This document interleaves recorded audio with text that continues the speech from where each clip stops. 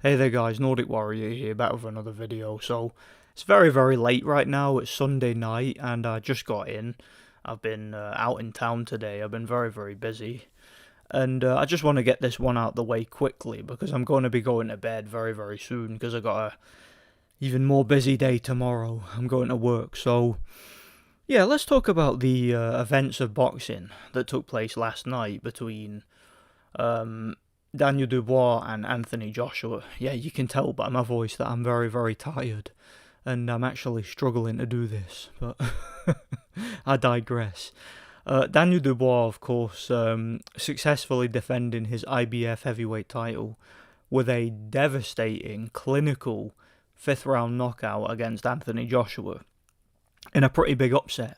I think, if I remember rightly, I looked at the odds for the fight. Dubois was like a 8-1 underdog or something like that. So yeah, this is one of the biggest heavyweight upsets in recent years, I believe. Probably one of the biggest upsets in a major heavyweight title fight since the Joshua Ruiz fight.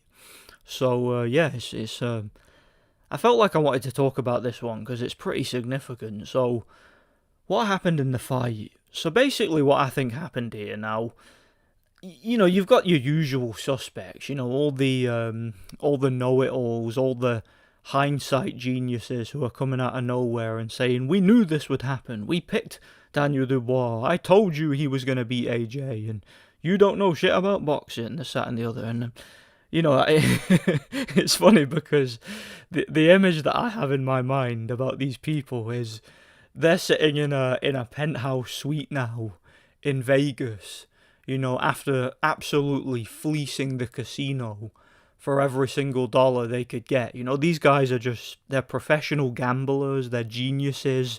They knew off by heart that an 8-1 underdog was going to win the heavyweight title, so they're just living it up right now. They're showering themselves in money. You know, that's just that's just the image I get in my head when I see these comments of people bragging about Daniel Dubois winning and how they knew that this would happen. I'm seeing comments on people's predictions. People just giving it the big one, man, and I find it really funny. So, yeah, let me start rambling. What am I talking about? So, in hindsight, I'm not going to pretend to be a genius in hindsight. Going into the fight, my rationale behind it was that it was going to be a very, very entertaining fight that wouldn't last long. I was pretty certain it was going to be a knockout in the sort of early to mid rounds, and I favoured Anthony Joshua. Although I did very, very clearly state that Dubois had a puncher's chance. I said that from day one, because we know about Anthony Joshua's vulnerabilities. But I felt that if anybody was going to realistically get knocked out, it would be Dubois, because what we've seen from Dubois consistently is he's a sucker for the right hand.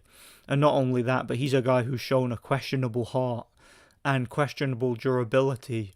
Whereas Anthony Joshua, although he has some of the same vulnerabilities and some of the same questions, he's been able to perform up until this point at a much higher level against a much higher level of competition. And, he was going into this fight with a significant advantage in terms of experience, both amateur and professional. And he also had the size advantage. He was a little bit taller, a little bit longer arms. And, he just brought those advantages to the table. So, I mean, he was an 8-1 an 8-1 favourite or something like that. And it was logical to assume that he was going to win the fight, probably by knockout. In fact, I don't think I saw anybody prior to the fight, not anybody who understands boxing and who breaks fights down and whatnot. I don't think I saw anybody confidently picking Dubois. The only thing that anybody said was that he had a puncher's chance, and that was about it. So, yeah, this is a significant upset. What do I think happened in hindsight? Personally, just after watching the knockout and just really thinking about it, I think that it's just a case of perfect timing. I think that's really what this fight comes down to. Because, if you look at the situation going into the fight, and this isn't really something that was on my mind prior to the fight, it's not something I really thought about, but there was always a chance going into this fight that Daniel Dubois was getting Anthony Joshua at the right time. And the reason I say that is because one of the things that these guys absolutely don't have in common is the fact that one guy had a lot to prove, and that's, of course, Daniel Dubois. You see, Anthony Joshua, he's at the stage of his career, and I've talked about this in past videos, where he has a real question to ask himself. Does he want to keep training, keep developing, keep improving? And bearing in mind, he's 34 years old now. It's a lot more difficult to learn new things in your mid-30s than it is in your mid-20s. So, does Anthony Joshua really, with all he's accomplished in the sport, the unifications he's had, the world titles he's won, the big stadium events that he's been involved in, the money he's made, all the accolades and accomplishments he's had in the sport, does he really want to go out there and give it his all and continue to improve and develop and make the kind of sacrifices and life choices that he would have to make to continue to compete at this level? We don't really know that, or we didn't really know that prior to this fight. And it was a concern that I think a lot of people had, but they didn't really pay as much attention to it as they really should have. Whereas Daniel Dubois, he's in the opposite situation there. He's a guy who hasn't really proven himself. He hasn't established himself at world level yet. And, he's going into the fight with a lot to prove. He was definitely the younger, fresher and hungrier of the two.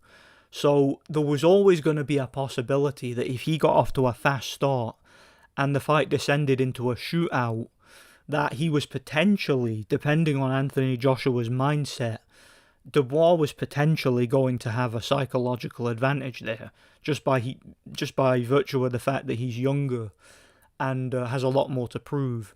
And I think that pretty much sums up the result of the fight. I think that's what happened. I think it was just a case of perfect timing.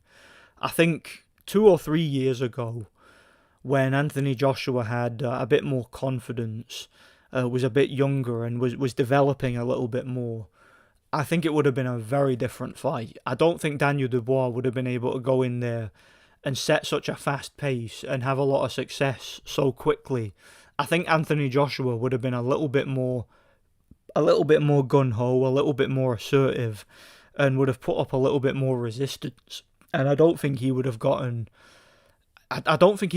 mentally broken as quickly as he was, because, Anthony Joshua to me just looked completely shook in there. He looked like he was hurt early on, and he kind of had that same look on his face that he had in the Andy Ruiz fight, where, Ruiz really put a dent in him early, and he just didn't recover. He didn't recover mentally. He didn't, grit down, bite down on his gum shield, grab the fight by the scruff of the neck and really push for it, really try and get his lick back. He kind of just went into his shell. And whenever he would throw a punch or try to assert himself at all, he would do so with a visible lack of confidence. And of course, Ruiz was able to come on strong. And, Ruiz went into that fight full of hunger, full of desire, full of motivation. And he went, he basically put it all on the line and went in there to capitalize on the opportunity. And I think that Daniel Dubois had a similar mindset, a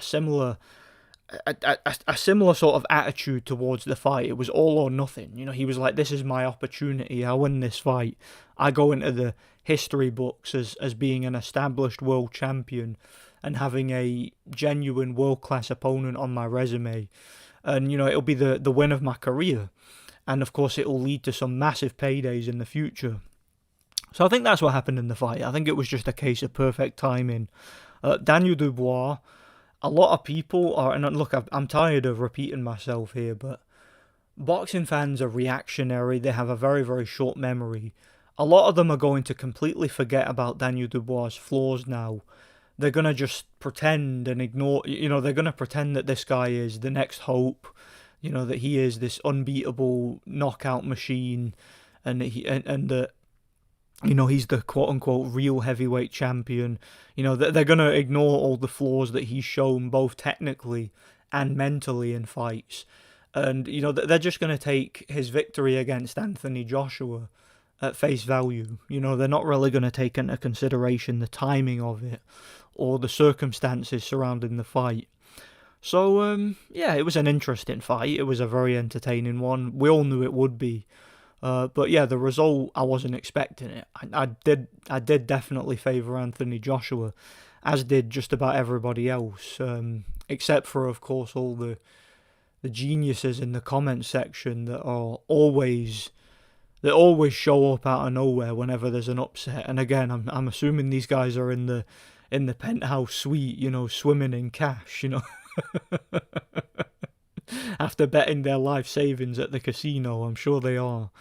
You know, you guys, honestly, if you haven't already, you should move to Vegas and become a professional gambler. That's what you guys should do. I mean, you guys are absolutely wasted in the YouTube boxing community, man, you know. Leave that to people like myself who just are deaf, dumb and blind, and we don't know nothing about boxing. You know, we make our breakdowns, and you know, we might be right like 95% of the time, but you know, that 5% we might be wrong about an 8-1 underdog, you know.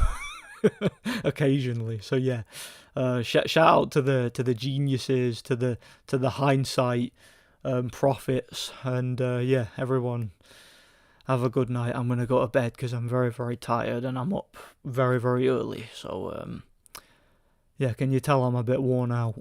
I really am. Don't even know if I'll upload this. Whatever. God bless you. Have a good night.